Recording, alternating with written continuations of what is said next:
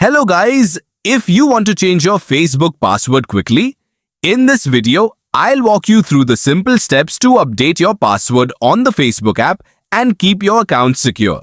Step 1. Launch the Facebook app on your Android phone and make sure you're logged into the account you want to update. Step 2. Tap the 3 horizontal lines in the top right corner of the screen to open the menu.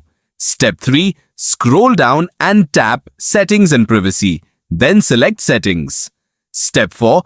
At the top of the page, tap See More in Account Center to access your account settings.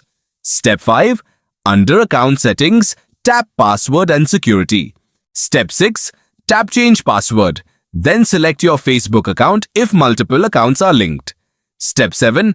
Type your current password, then enter your new password and confirm it by typing it again.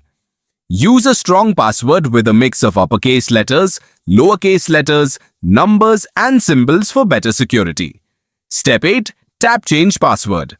Facebook will update your password immediately and you may need to sign in again on other devices using the new password. Your password has been changed successfully. Thanks for watching and I'll see you in the next quick tech tutorial.